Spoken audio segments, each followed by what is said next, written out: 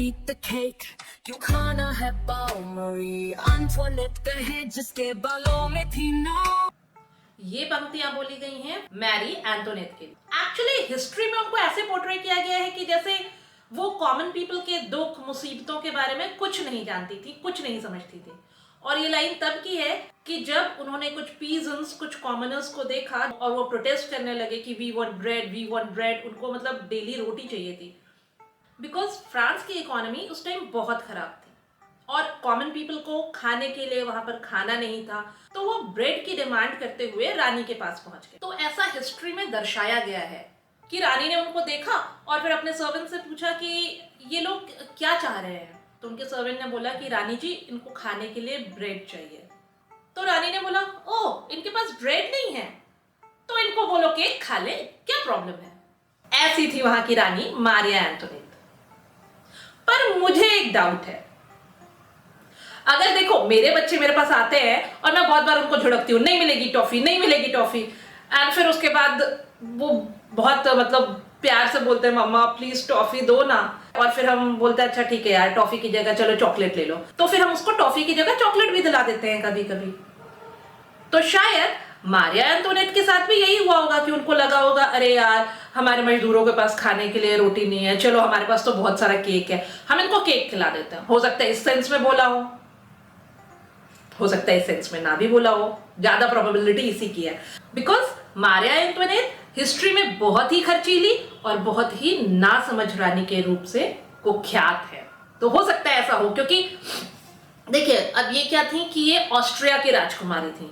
जब ये 14 साल की थी तब तो इनकी शादी हो गई फ्रांस के राजा नहीं राजकुमार लुइस 16 से। बट ऑब्वियस सी बात है कि वो राजकुमारी थी तो पापा की परी तो होगी ही ना, तो उसके नखरे भी होंगे। अब ये लुइस 16 और मारिया एंटोनेट के मम्मी पापा लोगों ने अगर डिप्लोमेटिक रिश्ते सुधारने के लिए अपने बच्चों की शादी कर दी तो इसमें बच्चों की क्या गलती है। फ्रांस के लोग ऑस्ट्रिया के लोगों को इतना पसंद नहीं करते थे और लुइस 16 के पापा दादा सबने मिलकर उनकी शादी जो है ऑस्ट्रिया की राजकुमारी से कर दी। अब ऑस्ट्रिया की राजकुमारी को थोड़ी पता है कि फ्रांस कर्जे में डूबा हुआ है, वहां जाके खर्चे कम करने हैं। वो तो राजकुमारी थी तो राजकुमारी की तरह खर्चा करती थी, खूब पार्टी करती थी, खूब लोगों को बुलाती थी। उसे क्या पता कि फ्रांस में कितनी गरीबी चल रही है। और सबसे बड़ी बात कि उन लोगों का जो पैलेस था, वर्साई का पैलेस, वो प्रॉपर जो शहर है जहां पर कॉमनर्स रहते हैं वहां से दूर पर था। तो अगर वो फिर भी कॉमनर्स का बगल में रहती, उनके बीच में जाती, रोज सुबह वॉक करने जाती तो देखती कि कितनी गरीबी छाई हुई है, तो भी वो थोड़े अपने खर्चों पे लगाम कर सकती थी ना। मगर एक तो जब से वो अपनी ससुराल में शादी करके आई थी उसने वर्साई का ही महल देखा था, जहां पर रोज पार्टियां होती थी, जहां पर पूरे दरबारी रहते थे। एक्चुअली वर्साई का महल जो है वो पेरिस से थोड़ी दूर पर था और राजा और उसके सारे दरबारी वगैरह सब यहीं रहते थे। तो उनको कॉमन पीपल से कोई मतलब नहीं था। राजा तो अपना कामकाज यहाँ संभालता था, कभी बाहर जाए मिले तब तो पता चले कि कैसा था। तो इस तरह रानी को भी नहीं पता था और लोगों को लगता था हम यहाँ भूखे मर रहे हैं और ये कितनी खर्चीली रानी है। आप सोचो वो कितनी फैशनेबल होगी। आपको पता है उसके बालों में ना, वो बालों का ऐसा हेयर स्टाइल बनाती थी कि उसके बालों में प्रॉपर नाव बनी होती थी। उसकी हेयर ड्रेसर को कितनी मेहनत करनी पड़ती होगी उसके बालों में नाव बनाने को। और एक बात और कि उस टाइम पे ना फ्रांस में हाइजीन नाम की कोई चीज नहीं थी। मतलब कि लोग नहाते नहीं थे, उनको लगता था कि नहाने से बीमारियां आ जाएंगी, क्योंकि डॉक्टर्स बोलते थे कि ये जो पोर्स होते हैं ना, नहाने से हमारे स्किन के पोर्स खुल जाते हैं और बैक्टीरिया और वायरस उसके अंदर घुस सकते हैं, इसलिए लोग नहाते ही नहीं थे। बालों को वो महीनों महीनों तक धुलते ही नहीं थे, शैम्पू ही नहीं करते थे, और अगर कभी बहुत अनटाइटी हो जाता था तो विग पहन लेते थे। और तो और अगर उनको नहाने को बोला गया ना, मतलब अगर उन्होंने कपड़े बदल लिए, पहले तो बात तो वो कपड़े ही नहीं बदलते थे, कितने दिन हो जाते थे उसी कपड़े में रहते थे। और अगर कभी उन्होंने कपड़े बदल लिए, मतलब खटमल आ गया, बेड बग्स आ गए, अब उनको काटने लगे, तो उन्होंने कपड़े चेंज कर लिए। कपड़े चेंज कर लिए का मतलब अब नहाने की कोई जरूरत है ही नहीं, सिर्फ इतना मतलब हैंड्स एंड फीट सिर्फ वो धुलते थे और बस हो गया उनका नहाना। उनके हिसाब से नहाना बिल्कुल अच्छी आदत नहीं थी। लेकिन अब ये जो राजकुमारी थी ऑस्ट्रिया की, अब ये तो फ्रांस का कल्चर था ना, ऑस्ट्रिया की राजकुमारी की मम्मी ने सिखाया था कि बेटा रोज नहाना चाहिए। तो ये आई जब फ्रांस शादी करके तो ये रोज नहाने लगी। तो पहले तो फ्रांस के लोग खुश हुए, वाओ यार कैसी राजकुमारी है, कुछ अलग सी चीज होती है तो हम ज्यादा अट्रैक्ट होते हैं ना, तो वैसे ही फ्रांस के लोग इससे अट्रैक्ट हो गए। लेकिन हालांकि उसके ये सब जो खर्चे थे ये फ्रांस के डेट में बहुत ही माइनर अमाउंट में कंट्रीब्यूट करते थे, मगर जब फ्रांस और डेट में डूबा और उधारी बहुत सारी चढ़ गई तो लोगों को लगा कि यार हम लोग तो यहाँ पर पिस रहे हैं और रानी जो है यहाँ खर्चे पे खर्चे उड़ा रही है, रोज नहा रही है, बताओ रोज भी कोई नहाने की बात होती है। तो इन सब कारणों से रानी की पॉपुलैरिटी बहुत ही ज्यादा कम हो गई थी।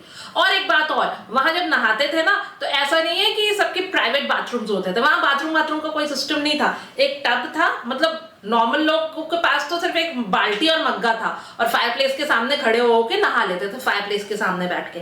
रानी के लिए चलो एक टब था, रानी राजा ऐसा जो भी है, लेकिन पहले जैसे अगर किसी को नहाना भी होता था तो वो एक पब्लिक इवेंट होता था, ये नहीं कि हमारा प्राइवेट बाथरूम है उसमें घुस जाते हैं, ऐसा नहीं है। पहले पापा नहाते थे फैमिली में, फिर मम्मा नहाएगी, फिर बड़ा बेटा, फिर छोटा बेटा, और उसी पानी में से सब नहाएंगे, ये पानी भी नहीं चेंज होता है। लेकिन रानी के केस में ऐसा था कि एक बाथटब था और फिर बकेट बकेट पानी डालते थे जो उनके नौकर लोग होते हैं, फिर रानी नहाती थी। और जब वो नहाती थी तो जिन लोगों को राइट्स होता ना, वीआईपी टाइप के लोग जो रानी के फ्रेंड्स थे वो आते थे देखने के लिए, तो वो पूरा गाउन पहन के नहाती थी रानी, उसके बाद फिर रॉब वॉब पहन के जाती थी, बाद में चेंज करती थी। बट ऐसा होता था कि रानी के नहाने के बाद उनके जो फ्रेंड्स होते थे वो नहाते थे, तो it was a very big public affair. तो पहले तो रोज रोज होता था, फिर धीरे धीरे रानी की भी आदत पड़ गई, शायद वो भी धीरे धीरे कम हो गई होंगी। एक तो ये जो रानी का हाइजीन वाली क्वालिटी थी ना, मुझे तो भाई बहुत पसंद आई, ऐसे अनहाइजीनिक कंट्री में, जब फ्रांस अनहाइजीनिक हुआ करता था, बट वहां के लोगों को ये पसंद नहीं आई। दूसरी बात, अब उसका जो हस्बैंड था लुइस 16 रानी का, जब ये कोई डिसीजन ही नहीं ले पाता था तो रानी ले लेती थी कभी कभी डिसीजन कि चलो तुम ये कर दो, चलो तुम वो कर दो, और लोगों को लगता था यार रानी तो बहुत ही ऐसा डिसीजन ले रही है, हमारे अगेंस्ट में ले रही है, तो लोग जो है वो रानी के अगेंस्ट हो गए। मगर रानी ने ऐसा भी कोई बहुत खराब डिसीजंस नहीं लिए थे। भाई क्या चाहता है इंसान, थोड़ा सा अपने मायका का फेवर कर दो, वो बोलती थी मेरे भाई को थोड़ा सा फेवर कर दो, ऑस्ट्रिया के राजकुमार को, थोड़े से फ्रेंड्स के साथ कुछ गप्पे मार लो, ठीक है छोड़ दो कॉमन पीपल को, हर कोई तो अपनी फैमिली के बारे में सोचता है, तो रानी भी अपनी फैमिली के बारे में सोचती थी। मगर सब लोग कहते थे कि कैसी रानी है, कितनी ज्यादा खराब रानी है, पता नहीं लोग ऐसे क्यों सोचते थे। मैंने तो जब मारिया एंटोनेट की कहानी पढ़ी तो मुझे लगा कि यार उसको गलत समझा गया है हिस्ट्री में, वो अच्छी रानी थी, एंड अगर उसको सही में मौका मिला होता तो वो और अच्छी रानी बन सकती थी। अपने बारे में सोचना कोई गलत बात थोड़ी होती है।